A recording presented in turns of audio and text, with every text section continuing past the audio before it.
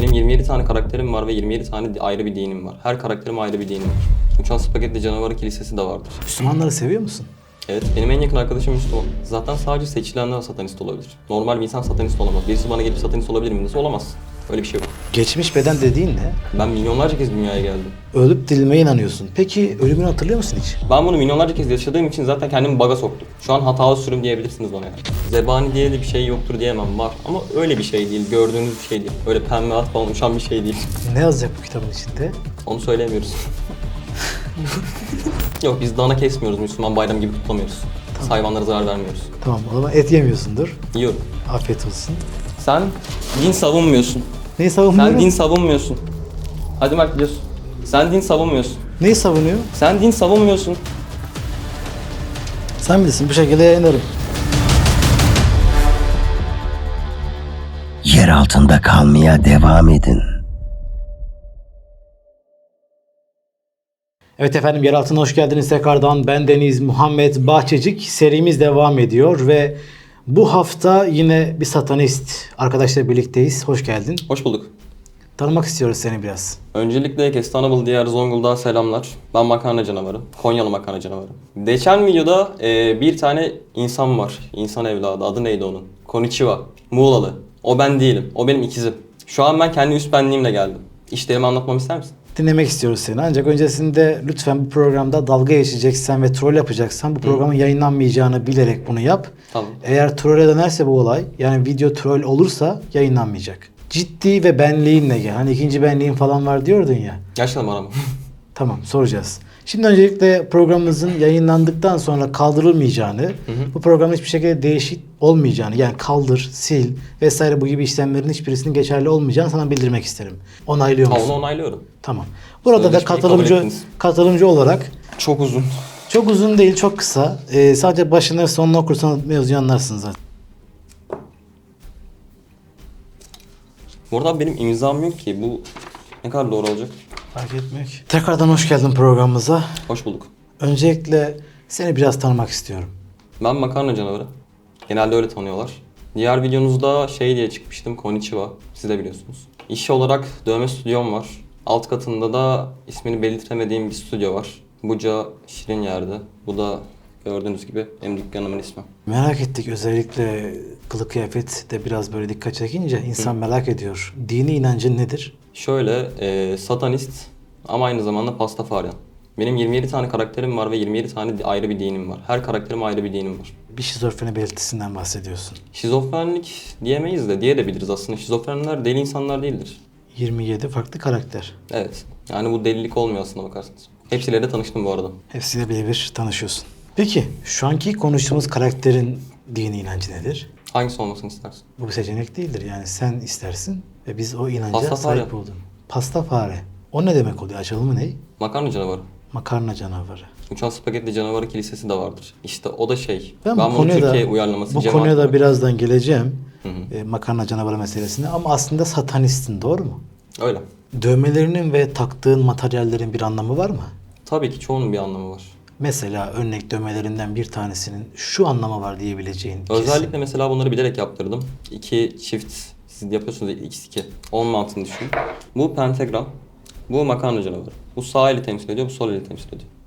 Yani çok mantıklı, evet. Başka? Yüzüklere geçersek, bu kutsanmış bir yüzük. Mississippi Kraliçesi'nin yüzüğü. 1200 yıllık. Bunu sana 1200 yıllık olduğunu kim Şöyle söyledi? babadan toruna geliyor. Kutsal bir armağan. Tamam, peki. Ayrıca bu bir koruma şeyidir. Yani bunu takınca şanslı olurum. Başıma bir şey gelmez. Aynı şey gibi Müslümanlıkta mesela muska mantığı gibi bir şey. İçinde bir şey yazıyor diyelim. Gösteremeyeceğim. Onun gibi. Buna geçersek, bunların ikisi bir arkadaştan hatıra. Buna geçersek, bu da bir kutsanmış yüzük. Dövmelerime geçersek, hepsini anlatmama gerek var mı? Yok, bir tane kesin net bir örnek versen. Mesela şu yüzündekileri merak ettim. Şimşek mi? Şimşek normal dövme, bir anlamı yok onun. Gerçek dövme mi? Gerçek dövme. Piercingler neden? Piercingler ben zaten kendim bu işi yaptığım için hoşuma da gidiyor. Canım sıkıldıkça deliyor. Gözlerin orijinal mi? Evet. Yani geçen programda yoklardı mesela. Dövme gibi düşünün. Göz akı dövmesi var. %80 kör olma belirtileri tabii ki de çok mevcut. Ama ben yine de yaptırdım. Durmadan değiştirebilirim. Beni çok rahat görebiliyor musun? Yani sayılır. Hafif bulanık. Peki Müslümanları seviyor musun? Evet, benim en yakın arkadaşım Müslüman. 12 yıllık arkadaşım. 12 yıllık arkadaşım Müslüman. Evet. Peki Müslümanları mesela böyle namaz kılarken falan gördüğünde ne hissediyorsun? Saygı duyuyorum. Onlar sana saygı duyuyorlar mı? Tabii ki de hayır. Bu bir tepki mi? Ne gibi? Tabii ki de hayır deyişinin arkasında böyle bir tepki hissettim. Tabii ki de tepki. Ya bundan şikayetçisin. Tabii ki. Doğal olarak. Peki satanist nasıl oldun? Mesela bunu açıklayayım. İlk videoyu hatırlıyorsunuz değil mi? İçimde hissettim muhabbet. Aslında bu troll falan değil. Ben orada gerçekten bir şeyimi anlatmaya çalışırken kesildim. Yani güldürmeye çalıştı birisi. Birisini tanıyorsunuz. Güldürürken de o olay farklı bir yere döndü. Aslında öyle bir şey değildi. Hissetme olayı çok farklı bir şeydir. Bunu mu açıklamamı istiyorsunuz? Evet, yani sen satanist olmaya nasıl karar verdin? Ne hissettin? Şöyle ben 14 yaşımda geldiler bana. Gelenler kimdi? Şeytan. Düzenli olarak da görüşürüm. Şeytanla düzenli olarak görüşüyorsun. Hı hı. Peki şeytanla görüşüyorsun ya, hani ne konuşuyorsunuz? Şöyle mesela siz zor durumda Allah'a sığınıyorsunuz, dua ediyorsunuz ya. Aynı mantık. Dua ediyoruz. Ama ben yardım istemiyorum. Ben daha çok taktik istiyorum. Sen duyuyorsun da şeytanı o zaman. Hı? Duyuyorsun da. Tabii ki. Peki şeytan sana ne söylüyor ağırlıklı olarak? Bunları Mesela ne söyleyemem yapman? tabii ki de. Bunları anlatamıyorum. Şu an şeytanını duyabiliyor musun? Hı? Şu an şeytanı duyuyor musun? Tabii ki. Kafamın içinde bir sürü sesler var. Yani bu genel olarak bir psikolojik sorun yaşayan herkesin yaşadığı bir durum. Sen de bu durumun gerçek olduğunu nasıl ikna oldun? Psikolojik bir sorun değil bu. Mesela şimdi soracaksınız hiç psikoloğa gittin mi, tedavi gördün mü falan diye. Ben defalarca psikoloğa gittim ve psikologlar hep beni haklı buldu. Psikolog karşıma çıkartabilirsiniz. O benim kanıtına varsın şizofren miyim değil miyim diye. Tamam. Bunu da buraya not alıyorum. Hatta şöyle yazıyorum. Yazdım. Satanist nasıl oldun diye sorduğumda tam bir yanıt alamadım. Satanist nasıl olunur mu? Yok, nasıl oldun diye sordum. ben mi? Evet. Yani içinde hissettin. Hı hı. Daha sonrasında onunla konuşmaya başladın Evet. ve durum buraya kadar geldi. Peki satanistliğin hak bir din olduğuna inanıyor musun? Zaten sadece seçilenler satanist olabilir. Normal bir insan satanist olamaz. Birisi bana gelip satanist olabilir mi dese olamaz. Öyle bir şey yok. Peki diğer 26 karakterin ne iş yapıyor? Ne yapıyor? Şöyle bir bedende 26 farklı düşünce düşünün. Ama düşünceler de ayrı bir kişilik. Her biri farklı bir iş yapmıyor. Satanizm hak bir dinse eğer diğer 26'sı ne satanist değil? Ya mesela bunu kendine çelişiyorsun diyeceksin ama öyle değil. Mesela senin tek bedeninde bir insan var. Benim 27 insan var. Yani sen 27 tane düşüncen olduğunu, ancak bir tanesinin satanist olduğunu, diğerlerinin dinlerinin değişebileceğini söylüyorsun. Değişebileceğini söylemiyorum. Onların da ayrı bir kuralları vardır. Sadece Müslümanlık dinini biliyor olamazsınız tabii ki. Siz de bilirsiniz bazı dinleri herhalde. Tabii ki de biliyoruz. O zaman diğer kurallarını da biliyorsunuzdur. Ama mesela inandığımız dine Müslümanlık adı vermişiz. Tamam. Müslümanlık dininin peşinde koşturuyoruz. Tamam. Sen bir tane din değil, 27 tane dine inandığını söylüyorsun. Evet. Bunların hangisi hak din diyorum ben de. Bizde hak dini diye bir şey yok. Benim seçtiğim nerede zaten çoğu kişi bilmiyor. Ama az evvel şey söylemedin mi sen? Ne? İşte seçilirsin, o seçme değildir falan. Hakla seçmen farklı şeylerdir. O zaman senin 27 tanesinden bir tanesini mi seçtiler sadece? Anlamadım nasıl. 27 tane düşüncem var ancak Evet. bir tanesi satanist. Bir o mu Hepsini mi seçildi? satanist yapmamı istersiniz? Öyle bir şey olmaz ki. Yani haksa eğer hepsi olmalıydı bence. O hak ona verilmiş. Geçmiş bedenlerindeki onlar verilmiş. Yani ben diğerlerini de veremem zaten. Geçmiş beden dediğin ne? Ben milyonlarca kez dünyaya geldim. Reenkarnasyon Defalarca inancına sahipsin o zaman. Defalarca öldüm. Ölüp dirilmeye inanıyorsun. Peki ölümünü hatırlıyor musun hiç? Hepsini hatırlıyorum. Hepsini hatırlayamam da 1 milyondan fazlası saniyede bir öldüm. Ama çoğunu hatırlıyorum. Yani 1 Örnek milyondan mesela fazla öldüysen böyle eğer yapıyorum 27 ya. defa nasıl Böyle yapıyorum ya kırtlıyor. Mesela bak ya da böyle yapıyorsun ya kırtlıyor. Bunu böyle çatır çutur kolun dönerek patır kütür kırıldığını hisset. Sonra bu otomatik olarak bütün uzayı gördüğünü, gözünün içinden geçtiğini düşün. Sonra tekrardan aynı yere geliyorsun. Aynı bedendesin ama farklı bir kişiliksin. Ben bunu milyonlarca kez yaşadığım için zaten kendimi bug'a soktum. Şu an hatalı sürüm diyebilirsiniz bana yani. Yani sen milyonlarca defa öldün, tekrardan geriye dirildin. Evet. Ama ben de diyorum ki madem bu kadar öldün, Ben bir iddia etmiyorum. Ben bunun olduğunu kabul ediyorum zaten. Size de söylüyorum kabul edin. senin kabul edip etmemen bizi ilgilendirmiyor. Biz kabul etmiyoruz şu anda böyle Peki. bir ölüm şeklinde. Saygı ama duyuyorum. sen de zebani misin? O olaya şöyle gelelim. Satanistikte peygamber diye bir şey yoktur. Zebani diye de bir şey yoktur diyemem, var. Ama öyle bir şey değil. Gördüğünüz bir şey değil. Öyle pembe at falan uçan bir şey değil. Yani sen şimdi şey diyorsun, o gelen kardeş O sahteydi. benim kendisi lejyonum zaten. O sizin lejyondan Evet. yani. O bizim şöyle diyeyim. Pastafaneler cemaati var ya. Biz buraya yani Pyramid of Truth gibi. Mesela ben Pyramid of Truth'una ayrıldım. Baş rahiple anlaşamadık. Yolları ayırdık. Ben de ayrıldıktan sonra yeni bir cemaat kurdum. Yeni cemaatimin de Pastafaneler cemaati. Bu cemaatte de Efe'yi yanıma aldım. Mert'i yanıma aldım. Ama Efe fazla bilgisiz olduğu için ona yol ve SSK verdik. Evde yiyip geliyor. Maaşı da 8 TL. Bizim çaycı yani yerleri süpürüyor. Bir ibadet şekliniz var mı? Biz birisine tapmayız. Şeytana da tapmayız. Şeytan ayrıca bizim için tanrı bir figürü sunmaz. Daha çok bizim dostumuzdur. Yani onun için bir ibadet yapıyor musun mesela? Hayır. Onun ona ihtiyacı yok. Senin gibi kaç tane insan var ülkemizde? Benim gibi mi? Tarzı konusunda mı yoksa din konusunda mı? Genel konuşuyorum hem tarzdan. Tarz konusunda şöyle diyebilirim. Kendime benzersiz diyemem. Benzerlerimden Türkiye'de toplasan kaç tane çıkar diyelim? 10.000 tane çıkar herhalde en fazla. Tarz olarak. Din konusunda değil. Din konusuna gelirsek benim dinim kendi dinim. Benim zaten özel yaptığım bir din. O yüzden bu dinde sadece ben varım. Bir de lejyonlarım var ama lejyonlarıma tabii ki de her bilgiyi vermiyorum. Yani sen kendin oturup bir din mi yazdın? Hı? Kendin oturduğun bir din Bunu mi yapmak yazdın? çok basit zaten. Ayrıca ben şimdi kitap yazıyorum. Kutsal kitap mı? Ya Normal bir kitap. ne yazacak bu kitabın içinde? Onu söyleyemiyoruz. Onu gerçekten söyleyemem. Konular çünkü buraya uygun değil. Yani video kapanmasını istiyorsan söyleyeyim. Söylenmeyecek bir şey. Videonun kapanacağını nereden biliyorsunuz? Söylenmeyecek bir şey çünkü. Zebani şey demişti. Ne demiştin? Bir seneden bahsetti. Dedi ki bu senede herkes 6-6-2014. 6 2014. Öyle bir şey yok. 2014 değil bu arada. 2024 müydü? 2024 mü dedi? 06 2024 senesinde Evet. Türkiye'nin %15'i satanist olacağını iddia etmişti. Senin de böyle bir iddian var Pembe mı? atı mı söylemiş? Onun tahminleri doğru değildir. Tahmin istiyorsanız ben size sunayım. Hayır biz tahmin değil mi? Senin de bir iddian var mı diyoruz. Tarih konusunda mesela ne gibi bir konu? Ben şu an bir konu vermiyorum. Rastgele mi? Bir iddian var Rastgele mı? bir iddia. Yani ben öyle delil sunmadan, bir şey çürütmeden, barınak örneği vermeden bir tarih veremem. Bunu veren zaten kendisini belli eden bir insandır. Siz de gördünüz. Pembe at. Allah'a ve peygamberlere inanıyor musun? Şöyle, Allah var ama peygamberler benim için yok. Neden bu inanca sahipsin? Satanizm mi? Pastafarya'nın mı? Peygamberlerin olmayacağı inancına. Peygamberler bizim gibi insan çünkü. Tamam elçi görevi görmüş olamazlar mı sence de? Neden? Allah bunu neden ihtiyaç duysun? Allah gözüküp sizi ben yarattım mı demeliydi? Yapabilir istese. Yapamaz mı? Peki böyle mantıklı mı sence? Mantığa gerek var mı? Sınava gerek var mı? Niye olmasın? Neden Niçin olsun? varsın bu dünyada? İlla bir şey için mi yaşamam lazım? Valla bu konuyu seninle konuşacağımız uzun bir belgesel yapmak istiyorum. Tabii ki. Hatta bunu da en yakın zamanda Bardağı yapalım. saklayayım isterseniz. Tam bardak olmasın masada. Hatta hiçbir materyal olmasın Tabii masada. ki. Bilimsel mi konuşacak? Bilimsel konuşacağımız Oo. bir program yapalım öyle mi? Olur. Emin misin? Eminim. Gerçek bilgili bir kardeşimizle yüzleşmeye hazır mısın? Bahadır mı? Sürpriz olsun. Olur.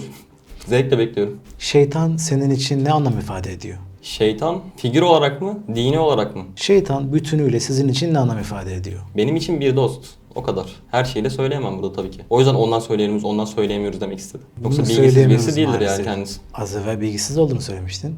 Benim her dediğime inanıyor musun? O zaman Markan Canım hiçbirine- olduğuma da inanırsın. Hiçbirine inanmıyorum da. O zaman sorun yok. Şeytanı yani sana göre yaratıcı olan o zatı gözlerinle gördün mü? Suretini görebilirsin sadece. Az evvel demedin mi Allah'ın kudreti yok mu gözükmeye diye? Evet. Şeytanın kudreti yok mu sana gözükmeye? Var. Bunu bana neden sunsun? Ben ondan böyle bir şey talep etmiyorum. Siz de talep etmiyorsunuz değil mi? Doğru. Aynı yola çıkıyoruz. Tamam. Ama ben bunu talep etsem bana gösterebilir. Sizinkisi gösterebilir mi? Mesela Allah gösteremez. Allah'ın her şeye gücü yeter. Tamam. Yeteceğini ben de biliyorum zaten. Farkındaysanız bunu size söylüyorum. Ama göstermiyor. Gösterse sınava ihtiyaç kalmaz. Şeytan da gösterse yine sınava ihtiyaç kalmaz. Aynı mantık. Birebir kafa kafaya çalışıyor ve bunun farkında değilsiniz. Yani sen o zaman şey diyorsun. Ben sana burada sen Müslüman örnekle verirsin, ben sana Satanist örneği veririm. Hepsi aynıdır. Birebir aynı delil yani. Hiçbir şey değişmiyor. Tamamen boşuna tartışıyoruz burada. Yok tartışma. Sen bana inanmazsın, ben sana inanmam. Ben tartışma yaşmadım ki şu anda. Tamam. Soru soruyorum. Merak etme ben peçete yemiyorum. Peçete yemiyorsun. Peçete yemiyorum ben.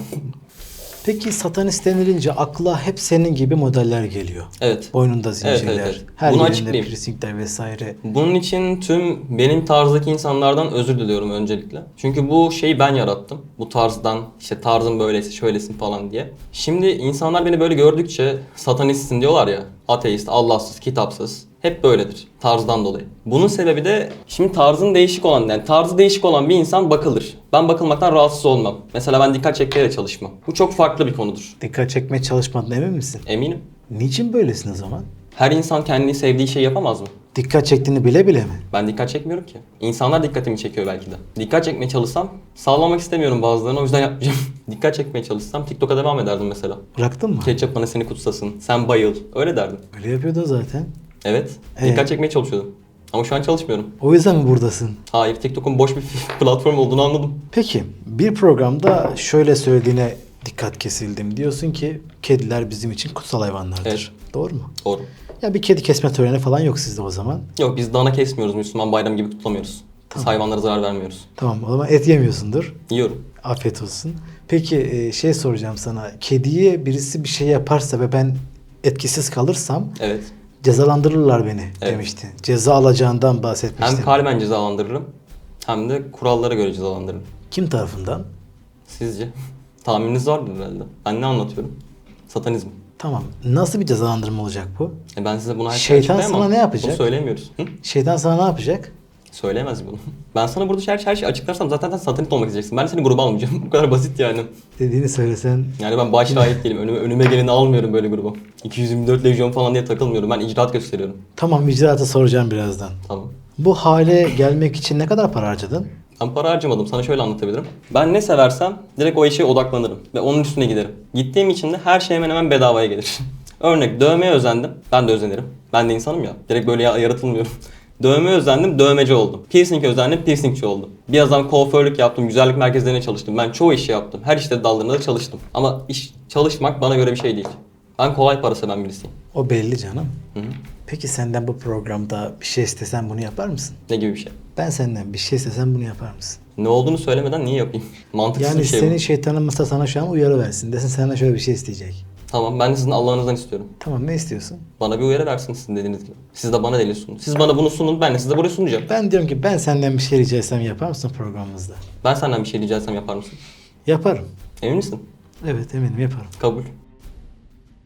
Neden? Nasıl neden? Az evvel sözleşmedik O mi? zaman video çekmiyorum. Buraya kadar yayınlarsın. Burayı da koyarsan ben yapmam. Peki sen bilirsin. Sen bilirsin. Sen din savunmuyorsun. Neyi savunmuyorum? Sen din savunmuyorsun. Hadi Mert biliyorsun. Sen din savunmuyorsun. Neyi savunuyor? Sen din savunmuyorsun.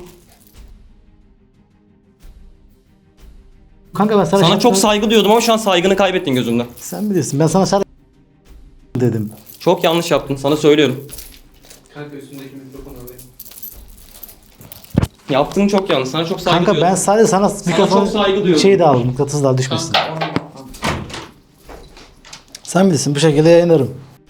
Karşımıza aldığımız konuklara sorduğumuz soruların geneli sizlerden geliyor. Ve bundan dolayı Instagram'da paylaşım yaptığım story'nin aşağısında birçok soru birikti. Hatta aşağı yukarı 15.000 küsur soru biriktiğine eminim. Bakın orada bana en çok bir soru soruldu. O soruyu şu an açıklamak istemiyorum çünkü o soru konusunu komple kaldıracağız. Bana gelen soruyu ben konuğa sormak zorundayım. Ben soruyu sorarken de soruyu sorduğum kişinin bu kadar kırılacağını tahmin etmiyorum. O soruyu paylaşmayacağım çünkü bir başkası o soruyu kendisine yönelttiğinde suçlu biz olmayalım diye. Zaten bu kadar kılacağını tahmin etseydim bu programda bu sorunun adı bile geçmezdi. Ancak ben program sırasında kendisine soruyu sorduktan sonra anladım ki gerçekten bu konuda muzdarip ve bu konunun konuşulmasını istemiyor. Öncelikle hem izleyicimden hem de kendisinden özür diliyorum. Bu kadar üzüleceğini ve bundan dolayı dertleneceğini asla aklımda getirmezdim. Özür diliyorum. Hem kendisinden hem seyircimden. Ancak şunu bildirmek istiyorum. Program sırasında bütün program boyunca konuştuklarımızı yasal olarak kayıt altına aldığımızı bildirdim. Hatta programdan sonra tartışmamızı da yasal olarak kayda aldığımı tekrar bildiriyorum. Yer altına geldikten sonra konuşulan her şey burayı ilgilendiriyor. Ve bundan dolayı sözleşmemde geçen tüm maddeler nazarında bütün program boyunca ses kayıtları ve video kayıtları alındı. Programdan sonra tartışma sırasında da aşağı yukarı 3 saatlik bir ses kaydı var. Bununla alakası yok. Bunları da sonladıklarını biliyorum ben. Lan oğlum açar gösteririm bak, beni konuşturma Orada ha. full beni şey yapıyorsun. Full beni düşürmeye çalışıyorsun. Ben Lan sana oğlum insan benim gibi görevim bu, bakıyorum. görevim, işim bu benim. Tamam görevini yapıyorsan başkasını Sen bul. de görevin bu, Başkasını konuşacaksın. bul. Hadi bul başkasını. La onunla bulurum, çık. senden bir Tamam. tane daha mı yok piyasada? Tamam, Niye? bul. Hayır, ne iddia ediyorsun bana, onu Tamam, anlamadım bul ben. diyorum sana zaten. Biz burada işimizi yapıyoruz ve gelen sorular işimi sana sormak yapmaya devam zorunda edebilirsin. Yapıyorum zaten Buruk, sen değiştiremezsin Yapmaya bunu. devam edelim. Kankacığım bak beni germe ha. Gelirsen ne yaparsın? Beni mi döveceksin? Vallahi bak beni geriyorsun şu Beni mi anda. döveceksin? Oğlum mevzu dövmek değil ha. Bir dakika dur bir şey değil lan. yok. Lan oğlum ben dövüşecek adam mıyım? Ben Yok, kardeşle konuşmaya dövüşmekten çalışıyorum. değil. Şu an o gerildi, sen de gerildin. Ama gerileceğin inan hiçbir şey yok. Ben şu an sırf gelen soruları soruyorum. İstersen sana açık gösterebilirim Instagram'dan. Benim işim gücüm varken ben senin için sırf buraya geldim sana değer verdiğim için. senin Kanka yaptığın ben çok yanlış bir sana şey. ben sana değer vermiyorsun demedim Ben ki. senin ne yaptığını Ben sana farkındayım diyorum sana. Kanka burayı koyma dersin. Sence ben sana orada söyledim burayı koyma dedim. Bak kes dedim burayı ben kafama göre karar veririm dedim. Tamam kafana göre karar verirsin o zaman. Neden? Nasıl neden? Az evvel sözleşmedik O mi? zaman video çekmiyorum. Buraya kadar yayınlarsın. Burayı da koyarsan ben yapmam. Peki sen bilirsin. Sen bilirsin. Lan Hadi, buraya hadi yalan de buna. dedim öyle bir şey. O Yönetmen muhabbetten sonra sensin, dedim koyarsın mi? istediğini, sorun yok. Sen beni zebani hep falan sandın herhalde. Kanka O beni bilmiyorum kopyalayan senin. bir çocuk. Tamam kardeşim ben onu bilmiyorum. Başlarda bir sikit Bak değil. ben sana bir şey diyeyim mi? Ben sana bunları savunmuyorum. Ben sana diyorum ki ben bana gelen soruyu sordum Aralarında en iyi sana. olan adamı kaçırdık farkında değiliz. Sana burada her şeyi açıklayacaktım. Burası bir medya kuruluşu ve burada yapılan tüm kayıtlar, tüm yayınlar resmi olarak izinli yapılıyor. Hal böyle olunca kendinizce bir deneyime girmeniz, boşu boşuna ortamı germeniz hiçbir şey değiştirmeyecek. Yeraltı kanalı devam edecek yoluna. Ve unutmayın, Yeraltı kanalı bugün kurulmadı. Aşağı yukarı karşınızda 10 seneden aşkın bu işi yapan birisi var. Ben çocukluğumdan beri bu mesleği yapıyorum ve bu mesleğin her alanında bulundum. Haliyle yani böyle işte ufak tefek planlarınızla bir şeyleri mahvetmeye çalışmanız hiçbir şey ifade etmiyor. Programımız boyunca ne kayda aldıysak o şekilde yayınlanıyor ve tekrardan söylüyorum. Bir hata ettim. Hatayı da sorular bana geldiği için sormak zorunda kaldığım için sordum. Özür diliyorum kalbine kırdıysam Koni. Gerçekten özür diliyorum kalbin kırıldıysa ama gayem seni kötülemek değildi. Gayem işimi düzgünce yapmaktı. Tarzınla alakalı hiçbir sıkıntı yok. Kendince bir tarz oluşturmuşsun. Allah yolunu açık etsin inşallah diyorum. Kısaca bu video kaydının amacı sizden özür dilemekti. Ama bizim derdimiz kalp kırmak değil, dinlemekti. Soru cevap yapabilmekti. Ancak bu kadar yükselmenin, bu kadar bağırmanın, çağırmanın, hatta burayı terk etmenin hiçbir anlamı yoktu diyorum. Hayırlısı olsun inşallah. Sonraki programlarımızda tekrardan buluşmak, görüşmek ümidiyle. Oğlum saygısızdayken sizi bu hale sokan ben miyim lan? Bilmiyor musun? Sen nerede yaşadığınızı bilmiyor musun? Türkiye Seni bu. halde bu sokan ben miyim kanka? Bana nerede sallıyorsun Tamam o anasını zaman niye satayım? bana işletmeye çalışıyorsun milleti? Abicim zaten sen her türlü linçleyecekler ki orada. Ben gelen soruyu soruyorum sana. Tabii ben burada Allah kitapsın diyeyim, beni linçlesinler. Senin yeraltı kanalında büyük ya. Patlasın video. Allah benim belamı versin, yatırıp s***, sen de rahatla. Bunu istiyorsun. O konferansı da bu yüzden istiyorsun zaten değil mi? Ben her şeyi biliyorum, ben malım sanki. Kanka Orada birinci videoda konuşmadım diye beni şey sanıyorsun değil mi? ben sana kötü bir şey demedim ki bu arada. İnan takılacağım bir şey söylemedim sana. Aklını başına al. Gideceksen de adam akıllı git. Bağırıp bir anlamı yok. Biz buraya seni güzelce çağırdık, güzelce git. Hani insanın ya da otelimi karşıla. Uçak biletimi Oğlum karşıla. karşılamayacak mıyım dedim ben sana. Bilmem. Bu şekilde bağırıp gidersen neyini karşılayayım ben senin? Sen beni buraya davet ettin. Artistliğinden oğlum Ben sen sana davetimi artistlik yapmıyorum. Ben sen sana benim derdimi mekanımda anlatıyorum, derdimi sen bana anlatıyorum. mekanımda bana Abi artistlik dedim, yapıyorsun. Abi dedim abi. Sen benim mekanımda bana artistlik yapıyorsun. Ben Neyi sana artistlik konuşuyorsun? yapmıyorum, sana konuşuyorum, farkında mısın? Hala konuşuyorum sana, farkında mısın ya? Lan bana bağırıyorsun lan. Bana bağırıyorsun. Bağırmıyorum ben. Bir dakika kanka ben bir konuşayım bir. Benim sana bağırdığım yok, ben sana abiyle evine koydum. Ben niye vurayım oğlum? Ben sana niye vurayım? Verilme beni bak. Vuracaksın demiyorum. Vurmuyorum ben kimseye. Sakinleşelim gel. Kanka biz seni vuracağını düşünmüyoruz ha. Derdin ne o zaman? Ben ona sana göre vurdum güven. ben. Sarılayım mı sana? Belki Bir dakika baba. Herkes bir çıksın dışarıya. Bir dakika. Tamam sakin. Abi durun bir. Abi sal birazcık. Bir dakika yok ben konuşacağım abi baş başa. Kapat kapıyı da. Abi dışarı çıkalım sakin. Abicim bırak kapatır mısın kapıyı? Oğlum bak yemin ederim sana. Bak yemin ediyorum sana. Eğer Samet Bey'e inanıyorsan vallahi seni inanmıyorum düşürmek değil kanka Artık derdim. inanmıyorum. Benim var ya seni düşürmekse derdim Allah benim 1000 belamı versin. Var ya bu kadar net söylüyorum. Kalbimi o kadar çok kırdın ki. Kanka bu kadar takılacağım bir mesele yok. Otur şuraya bir. 5 dakika bana ayırır mısın? Koni. Kanka ben nereden bileyim ama ya? Bu kadar alınacağını nereden bileyim ya? Lan oğlum yemin ederim bilmiyordum lan. Abi gerçekten kalbimi kırdın ya. Lan kanka vallahi özür diliyorum Dalga ama geçiyorum, gerçekten kalbimi çok kırdın. ciddiyim soru bana aitse Allah var ya benim şan belamı versin. Tamam bak ben ona okeyim.